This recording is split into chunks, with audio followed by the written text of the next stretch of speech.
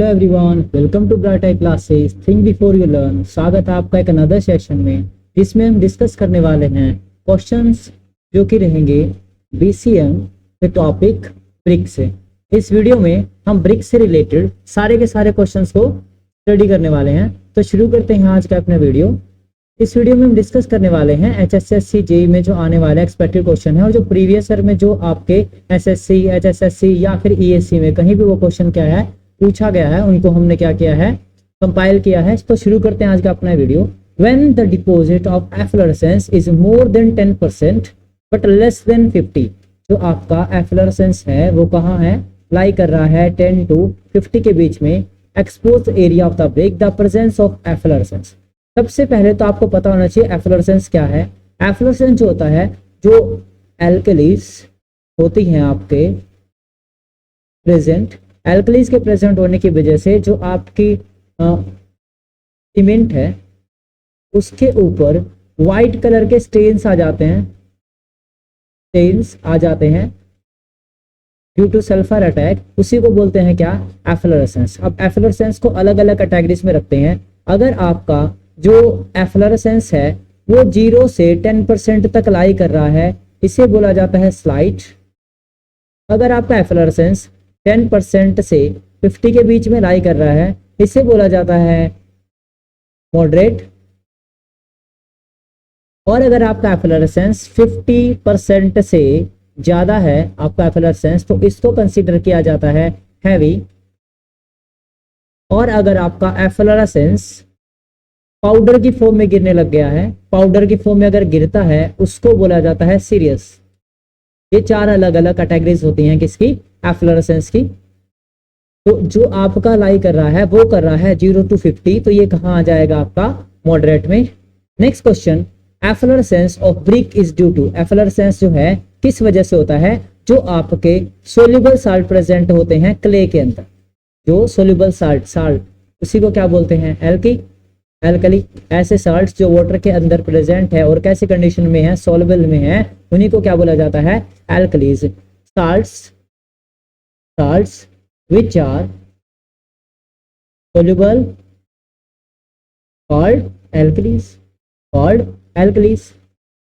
और ये एल्कलीज का जो अटैक है वही रिजल्ट करता है किसमें, एफ्लोरेसेंस में। क्वेश्चन पूछा गया है ESE 2016 में।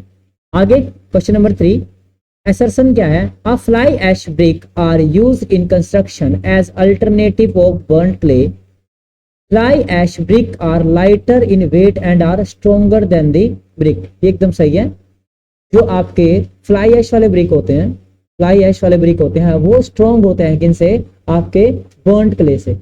बर्न्ड क्ले ब्रिक है उनसे स्ट्रोंग होते हैं। तो आपका रीजन जो है वो क्या हो गया, सही हो गया। और आपका असर्शन क्या था, जो आपके फ्लाई ऐश वाले ब्रिक हैं ये कंस्ट्रक्शन पे यूज किए जाते हैं। अल्टरनेटिव है किसका, ब्रिक आपकी बर्न्ड क्ले का। क्योंकि आपको अगर स्ट्रेंथ ज्यादा चाहिए तो आप क्या करेंगे, बर्न्ड क्ले की जगह कौन सा यूज कर लेंगे, आपका फ्लाई ऐश वाला ब्रिक। तो दोनों के दोनों, both A and R is true and R is the correct explanation of A। ये वाला फॉलो कर रहा है। Next question is, as per IS first class brick. देखो, अगर पहले तो first class brick, second class brick और थर्ड क्लास ब्रिक और building brick. First class brick का जो स्ट्रेंथ होता है वो होता है 10.5 MPa। सेकेंड क्लास का होता है 7 MPa। थर्ड क्लास का होता है आपका 5.5 MPa। 5 या 5.5 से लेके 5.5 तक लाई करता है। और जो आपके बिल्डिंग ब्रिक्स हैं उनका जो होता है स्ट्रेंथ वो होता है 3.5 MPa तक।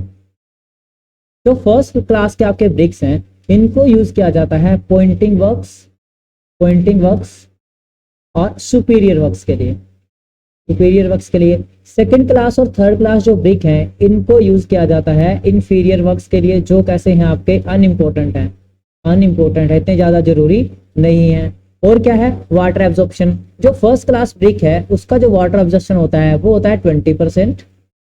सेकेंड क्लास का होता है 22%। थर्ड क्लास ब्रिक का होता है आपका 25% तक। ये इनके वाटर एब्जॉर्प्शन है। तो इसने पूछा है फर्स्ट क्लास ब्रिक का आफ्टर द 24 आवर्स जो एब्जॉर्प्शन होगा किससे ज्यादा नहीं होना चाहिए, 20% से। सेकंड क्लास का 22 और थर्ड क्लास का 25%। ये आपके क्या है, स्ट्रेंथ क्राइटेरियाज हैं। आगे चलते हैं। Bricks masonry in mud mortar is weak in strength, okay. Cement mortar enhance the strength of brick. देखो सीमेंट जो है, सीमेंट का अगर मोटार होगा वो क्या करेगा, वो मैसनरी या फिर आपका स्ट्रक्चर, मैसनरी या फिर आपका स्ट्रक्चर, उनकी स्ट्रेंथ को इंक्रीज करेगा, ना कि ब्रिक की स्ट्रेंथ। ब्रिक की स्ट्रेंथ तो पहले से ही फिक्स है। अगर फर्स्ट क्लास ब्रिक है तो कितना हो गया 10.5 MPa, सेकंड क्लास है तो 7 MPa, थर्ड क्लास ब्रिक है तो 5 MPa। इनकी जो स्ट्रेंथ है वो ऑलरेडी क्या है, पहले से ही डिफाइन है। तो जो इसका रीजन है वो सही नहीं है। तो brick masonry in mud mortar is weak in strength. तो both statement 1 and statement are individually true, but statement 2 is not the correct explanation of 1, क्योंकि जो 2 है वो ट्रू क्या करेगा, अगर वो मैसनरी या स्ट्रक्चर का नाम लेता तो दूसरी भी हो जाती। इसने बोला है it enhance the strength of relative mud motor. जो ब्रिक है, स्ट्रेंथ ऑफ ब्रिक, जो मड मोटार है, आप वो स्ट्रेंथ ऑफ ब्रिक को इंक्रीज करता है, ऐसा नहीं है। वो क्या करेगा, आपकी जो स्ट्रक्चर है उसको क्या करेगा, इंक्रीज करेगा, स्ट्रेंथ को।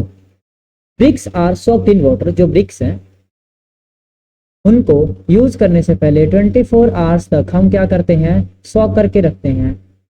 और जो फर्स्ट क्लास ब्रिक है उसके लिए 20%, 22%, सेकेंड क्लास 24% जो वाटर एब्जॉर्प्शन है वो थर्ड क्लास के लिए है। क्यों, ये इसलिए होता है क्योंकि देखो जो वाटर है वो सीमेंट के अंदर हम फिक्स अमाउंट में डालते हैं, जो कितना किया था हमने लास्ट कल वाले चैप्टर में 23%। किसके लिए, कंप्लीट हाइड्रेशन के लिए, कंप्लीट हाइड्रेशन ऑफ सीमेंट के लिए। एक्स्ट्रा 15% डाला जाता है किसके लिए, जो वाटर के अंदर पोर्स अवेलेबल है उनको फिल करने के लिए। तो टोटल जो 38% हो गया वो क्या हो गया आपका, CSH जेल बन जाता है इससे। 23% जो आपका वाटर ये है, ये कंप्लीट हाइड्रेशन के लिए डाला हुआ है। अगर आपने ब्रिक को बगैर सोक किए इसके अंदर प्लेस कर दिया मोटार के अंदर, तो वो जो सीमेंट का जो वाटर है वो क्या कर लेगा, फिर उसको क्या कर लेगा, एब्जॉर्ब कर लेगा, और वाटर की जो क्या हो जाएगी, कमी हो जाएगी सीमेंट में। तो फिर क्या होएगा, अच्छे से रिएक्शन नहीं हो पाएंगी, उसकी जो कंप्लीट हाइड्रेशन नहीं हो पाएगा। तो किस लिए करते हैं, bricks are soaked in water before using in brick masonry to remove dirt. नहीं, डर्ट रिमूव करने के लिए नहीं। Bricks are soaked in water before using the brick masonry so that brick do not absorb moisture from the bonding of mortar. Second सही है। Statement 1 is false, but statement 2 is true. आगे चलते हैं। Which of the following is an odd one? किसके लिए, requirement of good brick। क्या क्या requirement है, it must be free from lumps, अच्छी बात है, तो कोई लम्स नहीं होना चाहिए। दूसरा, it should not be salty water. अगर सॉल्टी वाटर के अंदर मिक्स होगा, सॉल्टी वाटर के अंदर अगर ब्रिक मिक्स है तो उसमें क्या होगा, आपकी जो एफ्लोरेसेंस वाली जो आपका डिफेक्ट है वो आने के ज्यादा चांस होते हैं। आगे, it must be non homogeneous. नहीं, यही गलत है, उसने गलत के लिए पूछा है। कौन सी ऑड है, जो आपका जो आप ब्रिक बनाने के लिए सॉइल यूज कर रहे हैं वो कैसा होना चाहिए, होमोजीनियस होना चाहिए। होमोजीनियस होएगा तभी तो उसकी जो पूरी की पूरी प्रॉपर्टीज है सॉइल की वो थ्रू आउट द स्पेसिफिक जो आपका ब्रिक एरिया होगा उसमें लाई करेंगे। अगर अलग अलग है, नॉन होमोजीनियस है, तो मतलब यहाँ पे कुछ और स्ट्रेंथ होगा, यहाँ पे कुछ और स्ट्रेंथ होगा, तो ये आ गया आपका गलत। अगला क्या है, it should not contain vegetable. हम क्या करते हैं, वेजिटेबल के अंदर कोई नहीं होना चाहिए, क्योंकि जब हम इससे क्या करेंगे, किलन के अंदर जब उसे अगर बर्न करेंगे वहां पे क्या हो जाएगा, आपका स्पेस हो जाएगा, जो वेजिटेटिव जो होगा वो जल जाएगा, स्पेस हो जाएगा, स्पेस हो जाएगा, तो आपकी जो है परमिएबिलिटी ब्रिक की बढ़ जाएगी, और परमिएबिलिटी बढ़ गई तो स्ट्रेंथ आपकी क्या हो जाएगी, डिक्रीज हो जाएगी। तो इसी वजह से वो क्या होना चाहिए, उसके अंदर कोई भी इम्प्योरिटी या कोई भी ऑर्गेनिक मैटर नहीं होना चाहिए। आगे चलते हैं। IS code specify the compressive strength of brick. जो कंप्रेसिव स्ट्रेंथ ऑफ ब्रिक है तो उसके लिए ब्रिक को कैसे प्लेस करना होता है, ये आपके दो क्रॉस सेक्शन है, ये थर्ड वाला, ये देखिए, ये वाले पोर्शन को बोलते हैं स्ट्रेचर, फ्रंट वाले को बोलते हैं हेडर, और ये अगर उसको क्या किया गया हमने, एजेस के मतलब कुछ ऐसे एज के अकॉर्डिंग उसे रखा है। वो पूछ रहा है कि जब हम क्या करते हैं, ब्रिक की टेस्टिंग करते हैं तो ब्रिक को कैसे रखते हैं, हम क्या करते हैं, ये जो फ्रॉग वाला यहाँ पे फ्रॉग एरिया होगा उसको 1:3 के मोटार से क्या करते हैं, फिल करते हैं। उसके बाद उन्हें अलोंग द बेड प्रोवाइड किया जाता है, मतलब अलोंग द बेड उसे रखते हैं। तो क्या क्या है, अलोंग ऑन द बेड रखेंगे। दूसरा, कब रखेंगे, in after stocking of water in 24 hours. 24 hours water के अंदर रखने के बाद उसे अलोंग द बेड रखेंगे और उसके ऊपर प्रेशर यहाँ से फोर्स अप्लाई करवाएंगे। जो इसका स्ट्रेंथ होगा, अगर ये फर्स्ट क्लास ब्रिक है तो ये 10.5 एम्पियर तक क्या करना चाहिए, रजिस्ट करना चाहिए। आगे चलते हैं, next question. IS specification, the minimum compressive strength of first class brick is 10.5 ampere, अगर सेकेंड क्लास है तो 7 एम्पियर, थर्ड क्लास है तो 5.5 एम्पियर, और अगर आपका फोर्थ क्लास ब्रिक है जो कि बिल्डिंग ब्रिक है उसका होता है 3.5 एम्पियर। तो फर्स्ट क्लास ब्रिक है तो कितना होगा, 100 से लेके 105 केजी पर सेंटीमीटर स्क्वायर, केजी में बदल दिया है आपका एमपीए से, तो 10 से मल्टीप्लाई किया तो आंसर आ गया आपका 100। आगे चलते हैं, which one of the following ingredients of the brick earth enables the bricks to retain its shape. देखो, एल्यूमिना इम्पार्ट्स प्लास्टिसिटी, आपको याद रखनी है चीजें। और आपका जो सिलिका है, एस से सिलिका और एस से ही क्या है आपका, एस से बनता है आपका सिलिका और एस से ही बनता है शेप। जो आपका सिलिका है वो स्ट्रेंथ प्रोवाइड कराएगा और उसकी जो शेप है उसको मेंटेन रखेगा। तो सिलिका के लिए क्या आ गया, शेप। सिलिका जो 50 to 60% होता है, इसको याद रखने का ट्रिक भी है एक ऐसे करके, स्लिम सबसे ज्यादा क्वांटिटी में होता है सिलिका 50 to 60%, एल्यूमिना 20 to 30%, लदा हो गया तो क्या होगा, तो कोहेजन हो जाएगा। कोहेजन होने की वजह से कैसा हो जाएगा, टू ब्रिटल। जो आपका प्रॉपर्टी है ब्रिक की कैसी हो जाएगी, बहुत ज्यादा ब्रिटल, मतलब वो एकदम से क्रैक डेवलप हो जाएंगे इसके अंदर। आगे चलते हैं, plasticity imparted through the which of the following ingredients, alumina imparts plasticity. बस इतना ही तो याद रखना है। प्लास्टिसिटी कितना होता है, 20 to 30% होता है, प्लास्टिसिटी देता है। और एक्सेस हो गया तो श्रिंकेज और क्या आ जाएगा आपका, वार्पनिंग हो जाएगा, ड्राइंग हो जाएगा, हार्ड हो जाएगा during the work of process. आगे चलते हैं, next question, which of the following help silica in clay to melt, help in binding, but if it is lime का जो परसेंटेज है, लाइम का जो परसेंटेज है वो 4 to 5% होता है इसके अंदर, और 17 to 25 होता है सीमेंट के अंदर। ये आपका करेक्शन आप कर लेना, 4 to 5% लाइम क्या करता है, ये प्रिवेंट करता है श्रिंकेज को। इट हेल्प सिलिका, देखो पूरा का पूरा यहीं से क्वेश्चन बना हुआ है, यहाँ से। It prevent silica clay melt and help in binding but if excess ज्यादा हो गया तो क्या करेगा आपका, during the burning result in loss of shape, आपका शेप क्या हो जाएगा, यहाँ से शेप आपका क्या हो जाएगा, रैपनिंग आ जाएगा, वहां पे उसकी शेप खराब हो जाएगी अगर ये एक्सेस में आ गया तो। किसका वर्क है ये, लाइम का। नेक्स्ट क्या है, which of the following help silica and lime to fuse, lime और सिलिका को फ्यूज कौन कराता है आपका, iron oxide.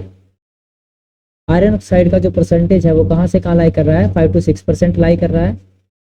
Access of iron, जब एक्सेस हो गया तो ये किसमें बदल जाएगा, फेरिक में, और फेरिक में बदलने के बाद इसका कलर जो हो जाएगा क्या हो जाएगा, blue.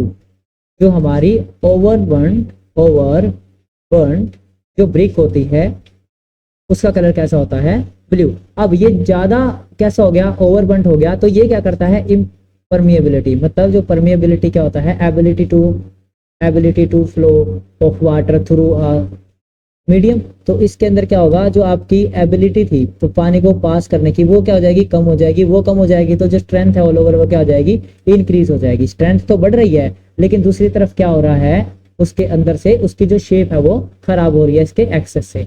Which one of the following of ingredient change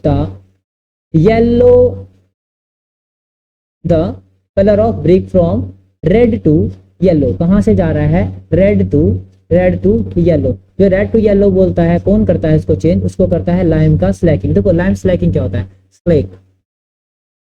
slick जैसे ही वाटर के अंदर मिलाया जाता है तो उसका वॉल्यूम क्या हो जाता है, इंक्रीज हो जाता है। वॉल्यूम इंक्रीज हो जाएगा तो उसको क्या हो जाएगा, डिसइंटीग्रेट, टूटना शुरू हो जाएगा, थोड़ा थोड़ा उसके अंदर वो टूटना शुरू हो जाएगा, डिसइंटीग्रेशन होगा। इससे अंदर क्या हो जाएगा, ऐसा जो कलर रेड था आपके ब्रिक का वो कैसा हो जाएगा, येलो। ब्रिक का कलर कैसा हो जाएगा, येलो। अगर आपका ब्रिक का कलर क्या है, येलो हो रहा है, तो उसके मतलब क्या है, उस ब्रिक के अंदर जो क्ले था उसके अंदर लाइम का क्वांटिटी क्या था, ज्यादा हो रहा था। आगे चलते हैं, अनसोइलिंग, डिगिंग, वेदरिंग एंड, ये किसका काम है, प्रिपरेशन का। Preparation of clay. क्या होता है प्रिपरेशन ऑफ क्ले? सबसे पहले अनसॉइलिंग करते हैं। कितनी आप डेप्थ तक सॉइलिंग करवाते हैं उसको, कितनी आप जो मिट्टी है उसको हटाते हैं, 200 mm तक की मिट्टी को हटा देते हैं। फिर क्या करते हैं, उसको मिट्टी को खोदते हैं। मिट्टी को पहले क्या किया, ऊपर से साफ कर दिया 200 mm तक। नीचे वाली जो मिट्टी रह गई, नीचे वाली जो मिट्टी रह गई, इसको खोद के, इसको एक्सकेट करके बाहर लाएंगे और स्प्रेड कर देंगे। यहाँ पे क्या कर दिया इसने, स्प्रेड कर दिया। और क्या करेंगे, उसके अंदर से सारी की सारी इम्प्योरिटीज को क्या करेंगे, फिर बाहर निकालेंगे, पेबल्स वगैरह को। उसके बाद उसका क्या होने के लिए छोड़ देंगे, वेदरिंग। वेदरिंग का मतलब उसे कैसा करवाएंगे, वो हो जाएगी सॉफ्ट, हो जाएगी सॉफ्ट। यहाँ तक हो गई। उसके बाद इस जो ये जो मिट्टी है, इसमें जिस भी इंग्रेडिएंट की कमी होगी उसको ऊपर से ऐसे छिड़क देंगे, इस मिट्टी के ऊपर ऐसे करके डाल देंगे। इसी को बोला जाता है ब्लेंडिंग। इसे क्या बोल देंगे, ब्लेंडिंग। अब ब्लेंडिंग के बाद कहाँ जाएंगे, इसको हार्डनेस प्रोवाइड करवाना। अब ये सॉफ्ट हो गई थी तो इसको इतना हार्ड प्रोवाइड कराना है, इतनी हार्डनेस प्रोवाइड करवानी है कि ये क्या करे, शेप अटेन कर सके। शेप अटेन करने के लिए इसको क्या करेंगे हम, पग मिल्स होते हैं, उनके अंदर इसको डालेंगे और ऐसे करके जैसे आटा गूथा जाता है तो इसको नीडिंग एक्शन ही बोलते हैं, नीडिंग। इसको गूथा जाएगा, वहां पे क्या हो गया, आपकी हार्डनेस प्रोवाइड हो जाएगी, इसके अंदर हार्डनेस इंड्यूस हो जाएगी, इसी को बोलते हैं टेपरिंग। तो जो आपका अनसोइलिंग, डिगिंग और वेदरिंग जो है वो किसका काम है आपका, कौन से प्रोसेस में आपका आता है, प्रिपरेशन ऑफ क्ले में ये आता है। आगे चलते हैं, किस टेम्परेचर पे बर्न, जो ब्रिक है उसको बर्न किया जाता है। जो ब्रिक को बर्न किया जाता है वो 1100 डिग्री सेल्सियस पे किया जाता है। तो आपको कभी 1150 डिग्री मिले तो भी वहां लगा देना है, मतलब 1100 के आसपास कहीं भी लगा देना है। बर्निंग ऑफ ब्रिक क्या होता है, दो तरीके के इसमें किया जाता है। पहला तो ओवरबर्न और अंडरबर्न, दोनों के दोनों क्या है, डिफेक्ट हो जाते हैं। ओवरबर्न में शेप खराब हो जाती है, अंडरबर्न में क्या हो जाता है, उसका जो स्ट्रेंथ है उतनी अचीव नहीं कर पाते। तो इनको बर्न करने के लिए कंट्रोल कंडीशन के अंदर रखना जरूरी होता है। आगे कितने टेम्परेचर पे रखना होना चाहिए, तो टेम्परेचर 1100 डिग्री होना चाहिए। टेम्परेचर अगर ज्यादा हो गया तो ओवरबर्न हो जाएगी, टेम्परेचर अगर कम रह गया तो कैसी रह जाएगी, ये अंडरबर्न रह जाएगी। तो बर्निंग में क्या करते हैं, बर्निंग में सिलिका और लाइम एक दूसरे को क्या करते हैं, फ्यूज करते हैं। आगे चलते हैं, बर्निंग कहाँ होती है, क्लैंप्स में होती है और आपकी किलन्स में होती है। दो तरीके की आपकी बर्निंग होती है, एक तो होती है इंटरमिटेंट बर्निंग और दूसरी होती है कंटिन्यूअस बर्निंग। इंटरमिटेंट में क्या होता है, एक बार अगर आपका लोडिंग हो रहा होता है तो अगर उस लोडिंग के बाद क्या होगा, उसका फिर उसको हीट करवाएंगे, फिर उसकी कूलिंग करवाएंगे, फिर उसको अनलोड कराएंगे। मतलब इसमें क्या है, आपको कंटिन्यू जो आपका प्रोसेस है वो कंटिन्यू नहीं चलता, इसमें गैप में चलता है। तो इसीलिए इसको बोलते हैं इंटरमिटेंट। मतलब इसमें जो आपको ब्रिक की सप्लाई है, ब्रिक का जो सप्लाई है वो कंटिन्यू नहीं मिलेगा। अगर हम बात करें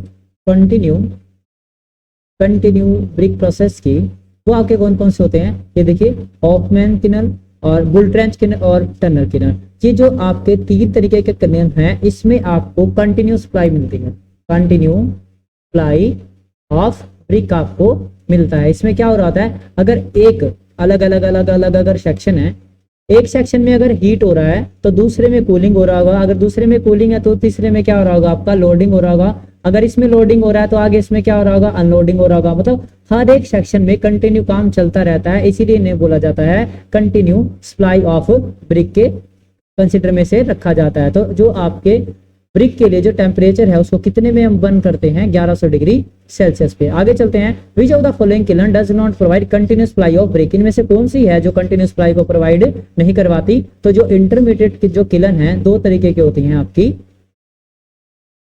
अप डाउन ड्रफ किलन और आपका अप ड्रफ किलन। ये 2 तरीके के जो किलन्स होते हैं, इनमें आपको कंटिन्यूस सप्लाई नहीं मिलती। इनमें क्या हो रहा होता है, आपको गैप करना पड़ता है। अगर एक बार में अगर हीटिंग हो रहा है तो दूसरी बार में वहां जाके फिर क्या होगा, कूल होगा, तब तक क्या मिलेगा, यहाँ पे गैप मिलेगा। लेकिन ये जो है आपके हॉफमैन्स, बुलट्रेंच और टनल किलिंग, इसमें क्या होता है, आपको जो ब्रिक की जो सप्लाई है वो कैसे मिलती है, कंटिन्यू मिलती है। नेक्स्ट क्वेश्चन पे चलते हैं, which test provide checking of the brick from 1 meter height. 1 meter height, देखो कौन से चेक होते हैं इसके, एक तो रिंगिंग वाला कि वो अच्छे से पका है तो रिंगिंग साउंड आना चाहिए। दूसरा क्या है, इसको एक हाइट से, टफनेस और hardness, third hardness test, hardness का टेस्ट। टफनेस में क्या करते हैं, टफनेस में हमें उसे 1 मीटर हाइट से क्या करते हैं, गिराते हैं। 1 मीटर हाइट पे गिरने के बाद ये जो आपका ब्रिक है वो अलग अलग टुकड़ों में नहीं टूटना चाहिए। एजेस वगैरह अगर टूटे तो कोई बात नहीं, वो टुकड़ों में नहीं, पीसेस में नहीं बटना चाहिए। हार्डनेस में क्या करते हैं हम, नेल से उसके ऊपर एब्रेजन करते हैं। एब्रेजन करते हैं मतलब नेल से ऐसे खरोंच लगाते हैं नाखून से, उसके ऊपर कोई भी निशान नहीं पड़ना चाहिए। उसको बोलते हैं क्या, आपका हार्डनेस टेस्ट। साउंडनेस टेस्ट में क्या करते हैं, साउंडनेस टेस्ट में उसको दो को अगर अपन भिड़ाते हैं तो उसमें कैसा साउंड आना चाहिए, रिंगिंग साउंड आना चाहिए। आगे कंप्रेशन टेस्ट में क्या करते हैं, उसका जो फ्रोग वाला पोर्शन है, जो आप ब्रिक है, ब्रिक का फ्रोग वाला पोर्शन 1:3 के आपके मिक्सर के साथ इसको फिल करते हैं। इसको 24 आवर्स के लिए पानी में छोड़ते हैं। पानी में छोड़ने के बाद उसको ऐसे अलोंग द बेड उसको प्लेस करवा के ऊपर से उसके ऊपर प्रेशर लगाते हैं। और ये जो फर्स्ट क्लास ब्रिक अगर ये होगा तो 10.5 एम्पियर तक का इसको जो प्रेशर है वो झेलना पड़ेगा, तब ये क्या होगा, इसमें पास होगा। टफनेस क्या है, जो ब्रिक है 1 मीटर की हाइट पे गिराने के बाद पीसीस में नहीं टूटना चाहिए। अब कुछ बॉन्ड्स के बारे में बात करें तो इंग्लिश बॉन्ड क्या होता है। इंग्लिश बॉन्ड वो होता है जब आपको अल्टरनेट, अगर ये फर्स्ट वाला देखिए, ये वाला अगर ये एक ब्रिक है तो इसके क्रॉस सेक्शन है, स्मॉलर वाला क्या होता है हेडर, लॉन्गर वाला क्या होता है आपका स्ट्रेचर। तो एक पोर्शन तो आपने क्या लगा दिया, पूरी लाइनिंग हेडर की, अगर ये क्या लगा दी स्ट्रेचर की। अगर हेडर स्ट्रेचर की आ गई तो आपको पता है दो हेडर मिला के आपका जो थिकनेस हो जाता है, इस ये स्ट्रेचर है अगर सिंगल, और इसके नीचे अगर मैं दो, ये स्ट्रेचर है, नीचे दो लगा दिए मैंने क्या, हेडर। अगर हेडर लगा दिए तो जो जॉइंट होता है, अगला जो सेक्शन में लगाने वाला हूं ये स्ट्रेचर का, और ये दो मैं किसके लगाऊंगा, हेडर के, हेडर स्ट्रेचर। तो ये जॉइंट नहीं बन पा रहा है, जॉइंट ना बन नहीं पा रहा है, इसीलिए जो आपका इंग्लिश बॉन्ड है इसमें हम यूज करते हैं क्वीन क्लोजर। क्वीन क्लोजर क्या होता है, जब एक ब्रिक है, अगर कोई ब्रिक है, ब्रिक को अलोंग द लेंथ आप काटते हैं लॉन्गिट्यूडनली, तो ये वाला जो पोर्शन बच गया है इसको बोला जाता है क्वीन। अगर मैं यहाँ पे क्या है, इसके कॉर्नर पे यहाँ कहीं क्वीन अगर प्रोवाइड करवा दिया तो इसके जो जॉइंट्स हैं वो क्या हो जाएंगे, वर्टिकली अलग अलग हो जाएंगे, और जो आपकी स्ट्रेंथ है, जो आपके जॉइंट्स का स्ट्रेंथ है वो क्या हो जाएगा, इंक्रीज हो जाएगा। इसीलिए आपको याद क्या रखना है, इंग्लिश बॉन्ड में आप क्या करते हैं, अल्टरनेटिव लेयर होती है, एक हेडर की एक स्ट्रेचर की। दूसरा अलाइनमेंट, जो वर्टिकल जॉइंट्स के अलाइनमेंट है उनको स्ट्रेट से बचाने के लिए क्या यूज किया जाता है, आपका क्वीन क्लोजर यूज किया जाता है। अगर बात करें फ्लेमिश बॉन्ड की, फ्लेमिश बॉन्ड में एक अगर आपने ब्रिक रखा वो स्ट्रेचर रखा जाएगा, अगला जो ब्रिक रखेंगे वो हेड रखेंगे, फिर स्ट्रेचर रखेंगे, फिर हेड रखेंगे, फिर स्ट्रेचर रखेंगे, फिर हेड रखेंगे, ऐसे करके header stretcher, header stretcher, header stretcher. उसमें अल्टरनेट था, इसमें एक ही कोर्स में अलग अलग करके रखेंगे। अब इंग्लिश बॉन्ड जो है इसकी स्ट्रेंथ ज्यादा होती है देन फ्लेमिश बॉन्ड। जो अपना इंग्लिश बॉन्ड था पहले वाला, जिसमें एक लेयर आपकी किसकी थी, हेडर की, अगली कैसी थी, स्ट्रेचर की, इसकी जो स्ट्रेंथ है ज्यादा होती है। लेकिन दिखने में अगर अपीयरेंस की बात करें, अपीयरेंस में फ्लेमिश अच्छा है, और जो स्ट्रेंथ की बात करें तो इंग्लिश अच्छा है। और क्या है, इसको करने के लिए आपको स्किल्ड लेबर चाहिए, तो इसका जो कॉस्ट है वो ज्यादा है। लेकिन इंग्लिश बॉन्ड वाले में क्या है, इंग्लिश में एक हेड रखना है, एक स्ट्रेचर रखना है, बस कॉर्नर पर कभी भी जो आप प्रोवाइड करा रहे हैं, आपका क्वीन क्लोजर है या किंग क्लोजर, कुछ ही प्रोवाइड करा रहे हैं या हाफ बेड प्रोवाइड करा रहे हैं, कभी कोने पर प्रोवाइड नहीं कराते। ये देखिए यहाँ से शुरू है, कभी भी कोने पर प्रोवाइड नहीं कराते, क्योंकि इसका जो साइज होता है वो कम होता है, तो वो डिस्प्लेस ना हो जाए। इसीलिए पहला हेडर या स्ट्रेचर प्रोवाइड करवाने के बाद ही अगला जो आप क्वीन क्लोजर या हाफ बेड प्रोवाइड करवाएंगे। अब आगे क्या है, Flemish bond is found to be more economical than English bond. और दूसरा क्या है, क्योंकि इसमें हाफ बेड्स यूज होते हैं। इसमें कौन से यूज होते हैं, हाफ बेड इसमें यूज किए जाते हैं। और आपका जो इंग्लिश बॉन्ड था उसमें क्या यूज कर रहे थे हम, क्वीन क्लोजर यूज कर रहे थे, क्वीन क्लोजर को यूज किया जा रहा था। क्वीन क्लोजर यूज कर रहे थे तो वेस्ट ज्यादा हो रहा था, इसीलिए ये वाला क्या होता है आपका इकोनॉमिकल होता है। आगे चलते हैं, when provided with alternate course of, alternate मतलब अलग अलग, हेडर स्ट्रेचर, एक हेडर अल्टरनेट है, एक हेडर का है आपका और एक किसका है, स्ट्रेचर का कोर्स है। हेडर स्ट्रेचर का कौन सा था आपका, इंग्लिश बॉन्ड में, ये कौन सा हो गया हमारा, इंग्लिश बॉन्ड। इसके लिए इंग्लिश बॉन्ड के लिए क्या यूज किया था हमने, क्वीन क्लोजर, आपको ये याद रखना है, क्वीन क्लोजर। आगे अगर ऐसे प्रोवाइड करवा रहे हैं एक हेडर स्ट्रेचर, ये वाला आता है आपका फ्लेमिश बॉन्ड। और इसमें जो कॉर्नर पे जो आपके जॉइंट्स है उनकी वर्टिकल अलाइनमेंट को बचाने के लिए जॉइंट्स की क्या यूज करवाते हैं हम यहाँ पे, हाफ बेट आपका ब्रिक यूज किया जाता है। आगे चलते हैं, कन्वेंशनल साइज। अगर आपसे पूछा जाए नॉमिनल साइज यहाँ पे लिखा होगा कहीं, नहीं है। अगर आपसे नॉमिनल साइज पूछा जाए, या तो फिर साइज विद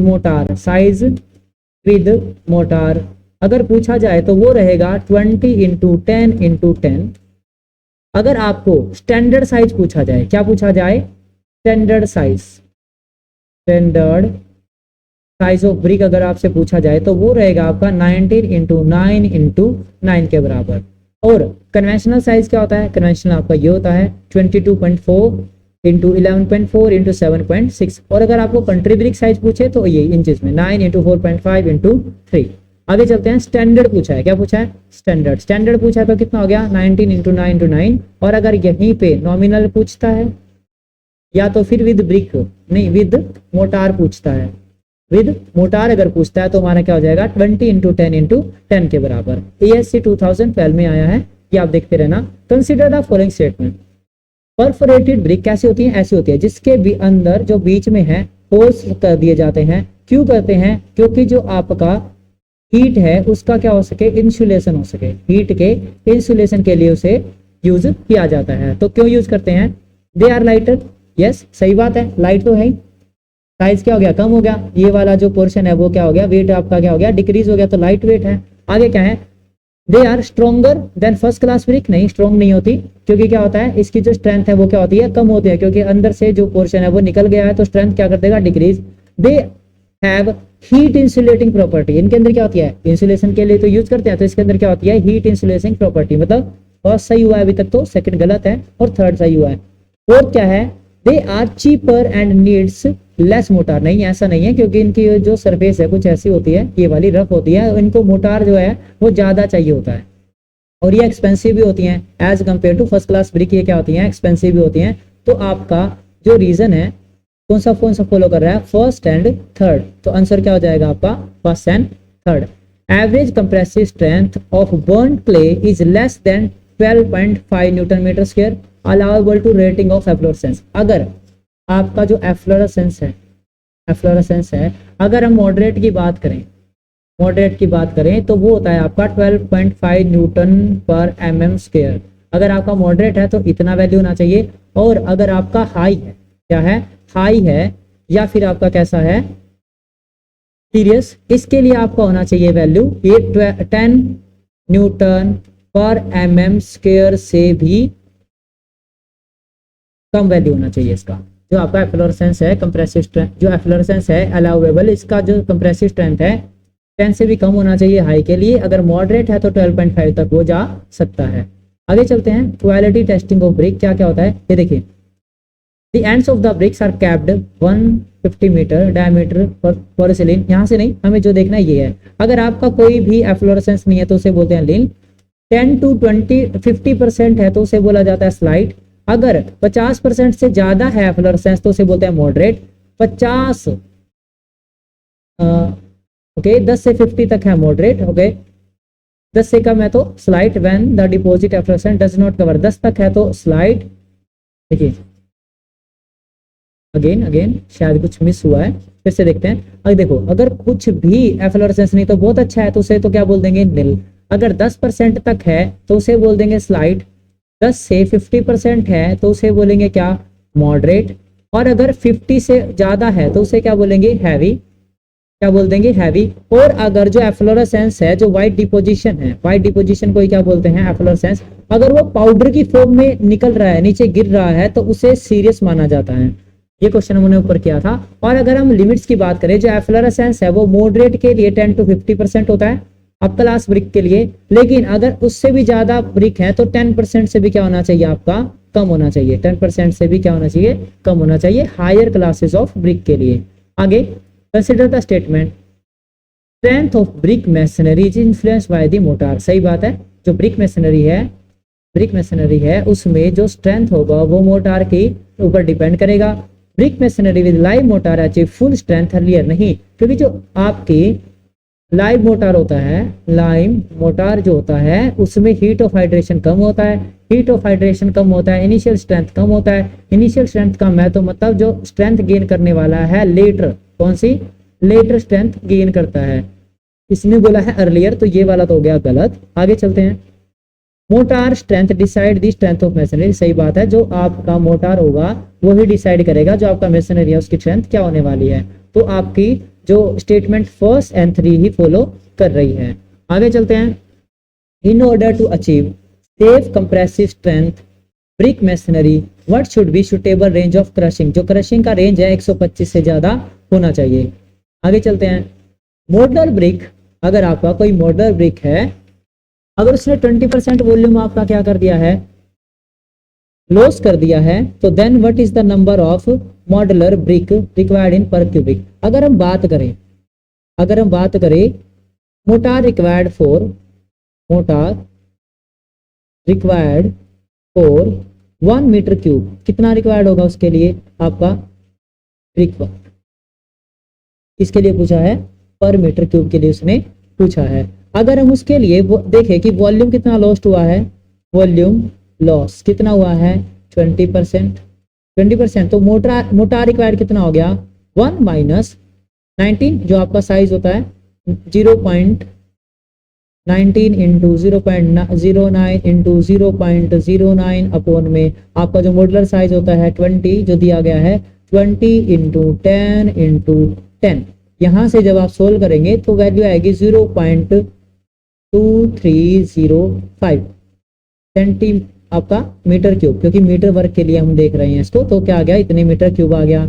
अगर वॉल्यूम लॉस्ट को देखें तो वॉल्यूम लॉस्ट कितना होगा 0.2305, ये तो आपका ब्रिक वर्क आ गया, प्लस में कितना वॉल्यूम लॉस हुआ है उसका 0.2305 का 20%, कितना 20%, तो ये कितना आ जाएगा 0.2766 आपका आ गया। अगर ये आ गया तो एक्चुअल वॉल्यूम क्या हो जाएगा, एक्चुअल वॉल्यूम क्या हो जाएगा आपका, एक्चुअल वॉल्यूम हो गया 1 माइनस 0.2766 इज इक्वल टू कितना आ गया 0.7234 मीटर क्यूब। ये यहाँ तक आपका आ गया।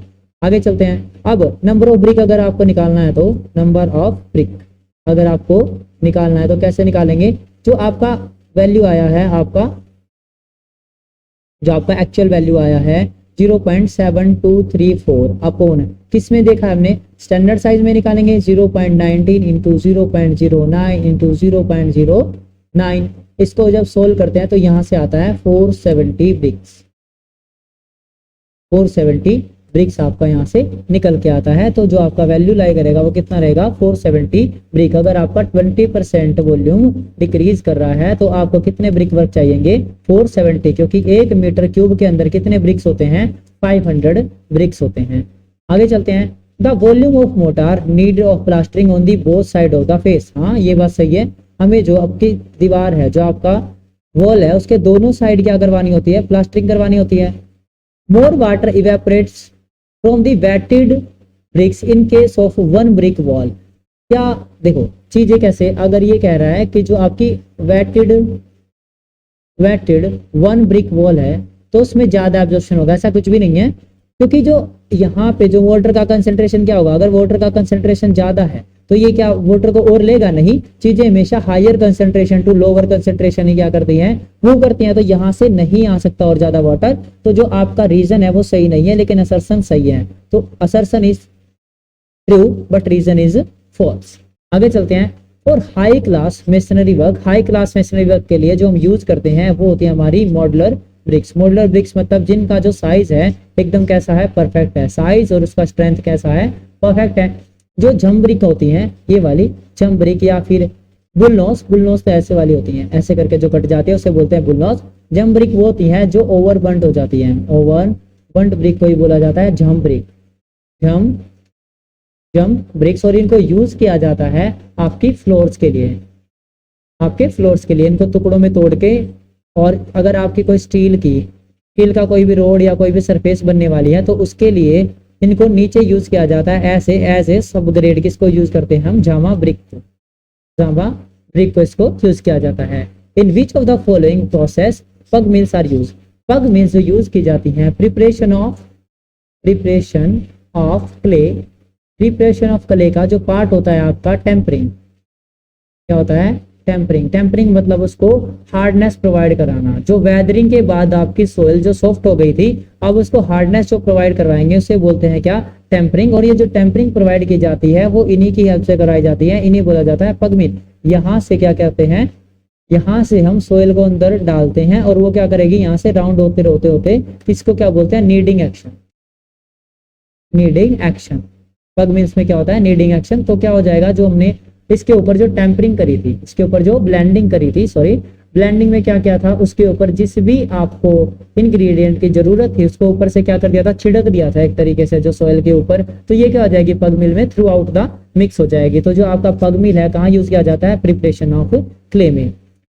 Y are bricks soaked in water before using the brick masonry. हम क्या करते हैं, हीट ऑफ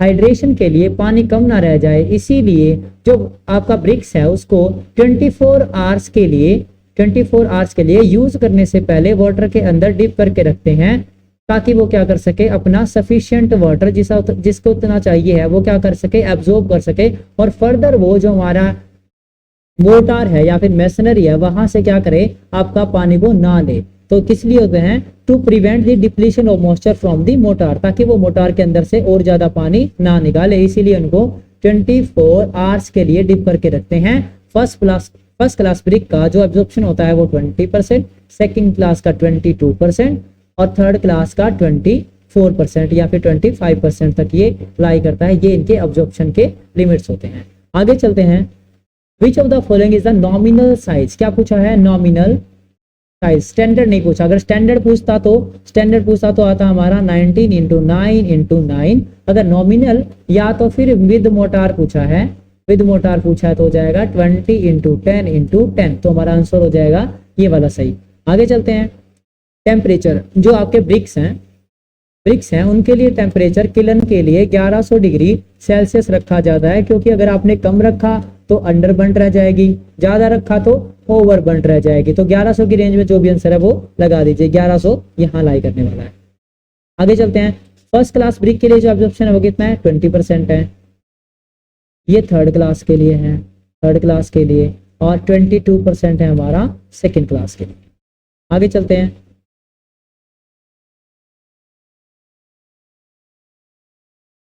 आगे strength of a brick masonry purely depend upon the motor.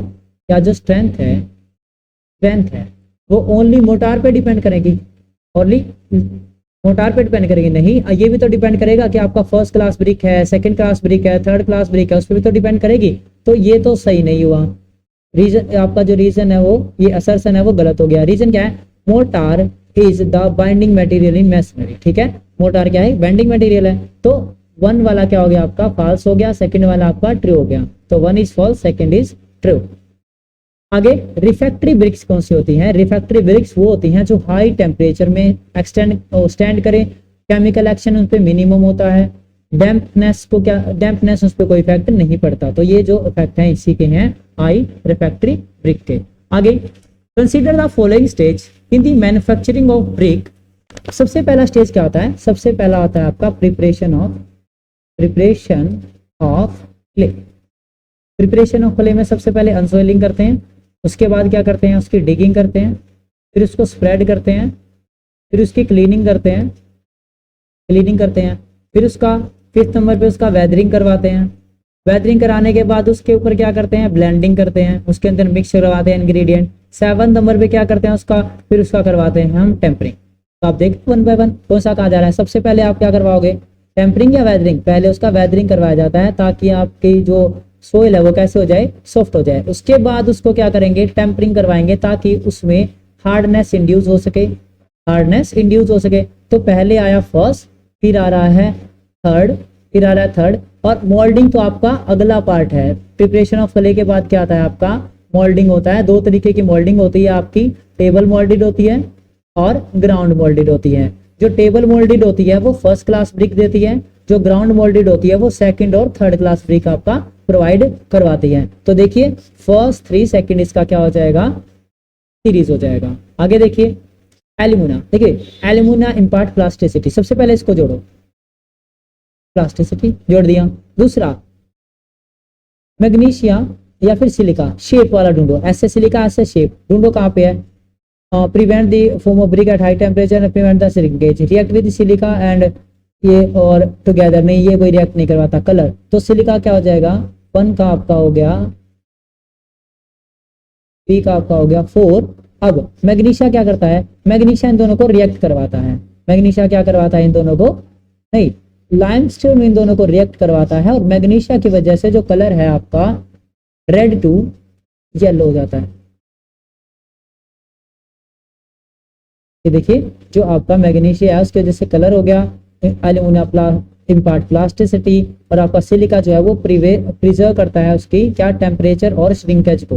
ये देखिए 2 4 1 3 इसका सीरीज हो जाएगा। आगे for checking of brick of length, जो आपको जो ब्रिक की चेकिंग होती है लेंथ की वो 20 ब्रिक्स के साथ की जाती है, और जो आपका कंप्रेसिव स्ट्रेंथ हम चेक करते हैं वो 1 ब्रिक के अंदर 1:3 का मोर्टार फिल करके उसको अलोंग द बेड करते हैं, अलोंग द बेड रखते हैं या फ्लोर की साइड से नीचे, और प्रेशर अप्लाई करवाते हैं। तो कितने ब्रिक लेते हैं 20। इसके लिए टॉलरेशन कितना होता है, टॉलरेशन होता है 80 mm किसके लिए, लेंथ के लिए, जो कि कितना है आपका 19। इसका आधा क्या हो जाएगा ब्रेथ और हाइट, तो उसका भी आधा कर दो, 40 mm ब्रेथ में और 40 mm आपका किस में हो गया आपका हाइट में। ये क्या है आपके टॉलरेंस है।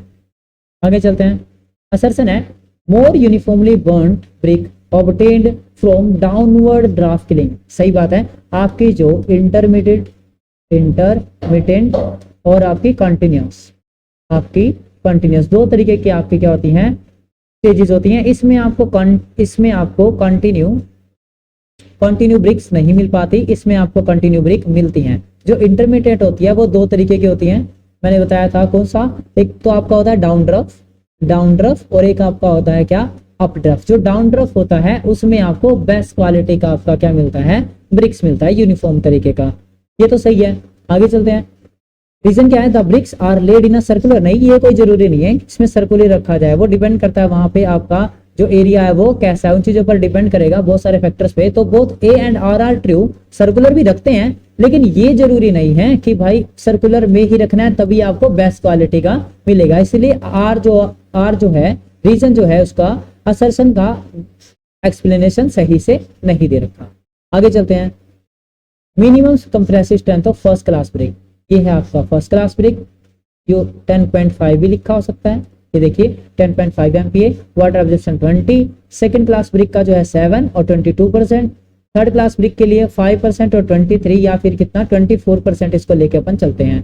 कॉमन ब्रिक के लिए 3.5 जो है इसका वो होगा आपका MPa स्ट्रेंथ होगा, और ये 25% उसका वाटर एब्जॉर्प्शन है।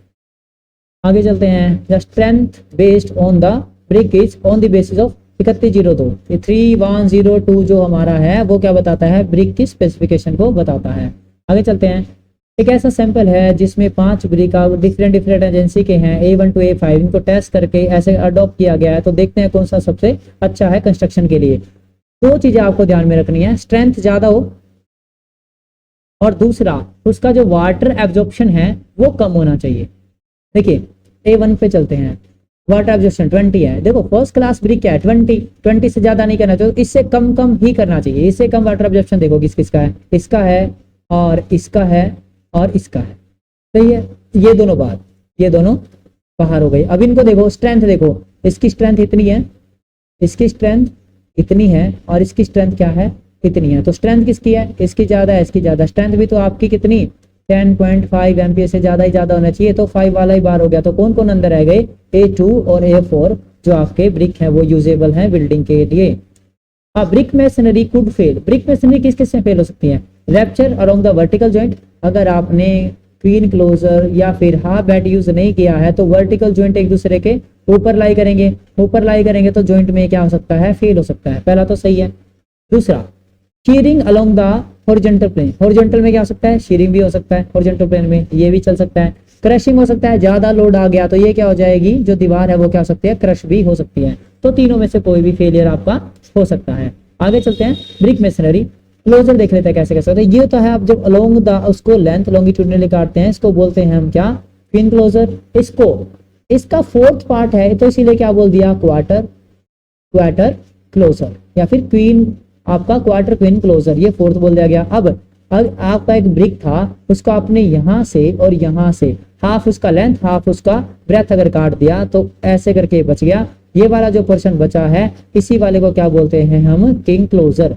और अगर इसकी बजाय आपने लेंथ तो उसका क्या ले लिया, लेंथ तो आधा ही लिया है लेकिन विड्थ कुछ भी नहीं काटा है, और अगर ऐसे काट दिया है तो इसको बोलते हैं आपका मीटर्ड।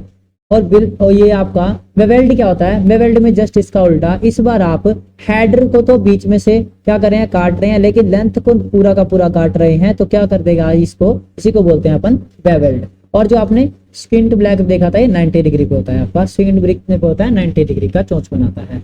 ब्रिक मैसनरी जो हम किस में यूज करते हैं, जो अपन ऊपर वाला जो है ये वाला जो आपका किन क्लोजर है, इसको यूज किया जाता है इंग्लिश बॉन्ड में, इंग्लिश बॉन्ड में। और अगर आप हाफ बैट यूज कर रहे हैं, ये किस में है आपका फ्लेमिश बॉन्ड में इसको यूज किया जाता है। ये कैसा है, इकोनॉमिकल है, क्या है, इकोनॉमिकल है। आगे चलते हैं, ये देखिए हाफ बैट ये है, ये 3/4 मतलब ये क्या है, अरे ये अद्धा है, यू पौना है, ऐसे करके आपकी चीजें होती हैं। ये आगे ये आपका कैसा है, बेवेल्ड है। और आपका किनिन कोने, कोने पे जो यूज होता है, ये 90 डिग्री पे जो यूज कर रहे हैं इसको बोलते हैं अपन क्योन। आगे when the corner of a brick is removed along the line joining mid point of adjoining, देखो line joining mid point of adjoining, ये लाइन है, ये इसकी एडजॉइनिंग लाइन है, इसका भी मिड काट रहे हैं और इसका भी मिड काट रहे हैं। ये वाली जो आपकी फॉर्मेशन बन के आई है इसको क्या बोलते हैं, इसको बोला जाता है किंग क्लोजर। और अगर आप इसको आधा ऐसे करके काटते तो इसको क्या बोलते हैं, क्वीन क्लोजर। और अगर आप इसको ऐसे करके काट देते, ऐसे करके अगर इसको काट देते, ये वाली फॉर्मेशन बच जाती, बस इसको बोलते हैं अपन स्किंट।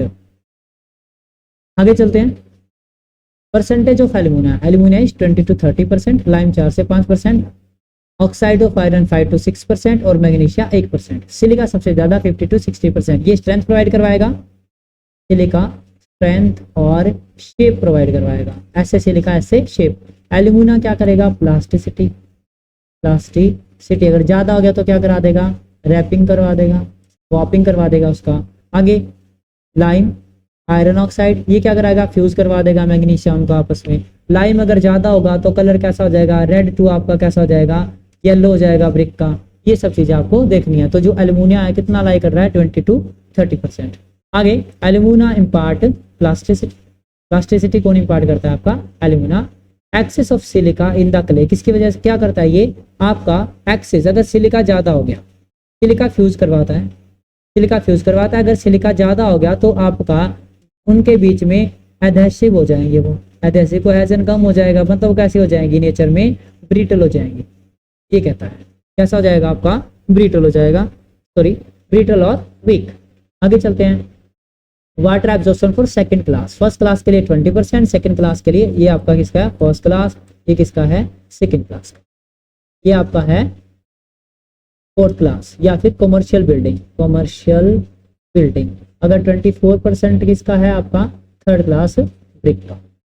आगे चलते हैं, इंडेंशन, जो आपका ब्रिक होता है उसके ऊपर जो इंडेंशन होता है, ये दो चीजों के लिए प्रोवाइड होता है आपका। एक तो मैन्युफैक्चरर का नेम यहाँ पे होता है, मैन्युफैक्चरर का नेम यहाँ पे होगा। दूसरा क्या होगा, ये की जॉइंट बनाने के काम में आएगा। और अगर आपको को ऑप्शन दोनों दे रखे हैं तो आंसर आपको की जॉइंट के लिए लगा के आना है। हमेशा आप किसको प्रेफरेंस देंगे, की जॉइंट को। तो ये देखिए, indentation provided for of the face of the brick is called, जो ब्रिक है उसके फेस पे जो इंडेंशन प्रोवाइड करवाई जाती है उसी को क्या बोलते हैं, फ्रोग बोलते हैं। ये क्या है, फ्रोग है। यहाँ पे क्या है आपका, surface. When the brick is cut in 2 pieces, 2 half longitudinally along the length, आपने क्या कर दिया, काट दिया, इसी को क्या बोलते हैं आप, पिन क्लोजर। ये क्या है हमारा, पिन क्लोजर है। किंग क्लोजर क्या होता है, किंग क्लोजर आपको पता है, ये आपका किंग क्लोजर होता है, ये आपका क्वार्टर होता है। आगे layer of dry soil put below the foundation of concrete, concrete से पहले आप ड्राई सोइल, ड्राई ब्रिक की एक लेयर प्रोवाइड करवा देते हैं। अगर यहाँ पे कंक्रीट करनी है तो इससे पहले ही आप क्या करते हैं, ड्राई ब्रिक प्रोवाइड करवा देते हैं, जिसको क्या बोलते हैं, सोइलिंग। क्या बोलते हैं, सोइलिंग। आगे चलते हैं। Shape of the brick get deform due to rain, rain की वजह से जो वाट, जो उसके ऊपर बूंदे गिरेंगी, बूंदे गिरने की बजाय उसकी जो शेप है, गिरने की वजह से उसकी जो शेप है उसमें क्या हो जाता है, डिटोर्शन हो जाता है, और इसी को बोलते हैं चाक्स। ब्लॉटिंग क्या होता है, जब आपकी जो एयर है ब्रिक के अंदर एंट्रैप कर जाती है, इसको बोलते हैं ब्लॉटिंग। लेमिनेशन क्या होता है, एयर जो अंदर है आपका, एयर अगर अंदर आपका एंट्रैप कर गया और आपकी जो लेयर है ऐसे करके जो ब्रिक है उसके बाहर वाला लेयर इजीली ब्रेक हो गया, इसको बोला जाता है लेमिनेशन। इसमें जो स्ट्रेंथ है, इसमें जो स्ट्रेंथ है वो क्या हो जाती है, बहुत ज्यादा कम हो जाती है ब्रिक की।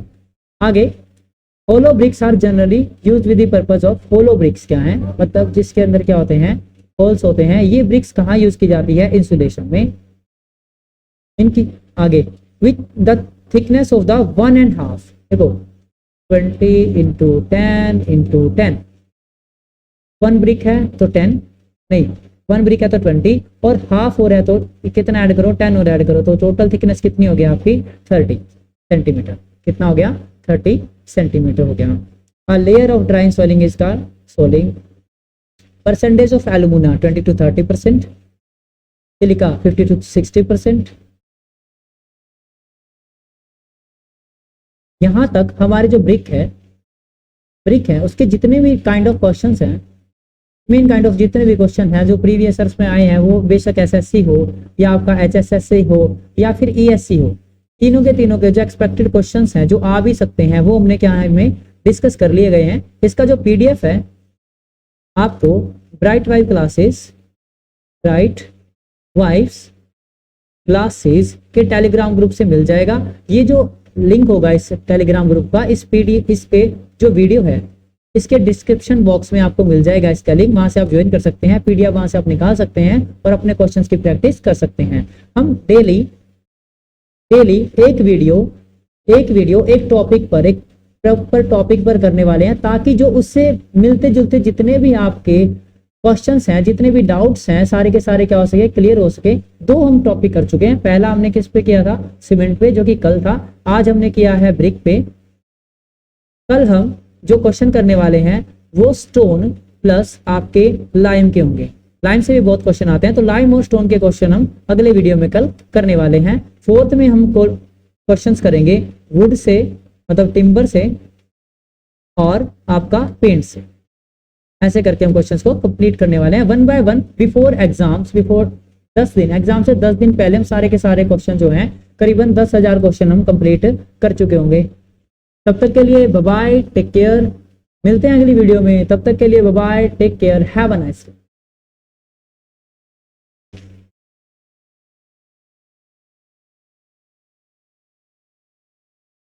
Have a nice day.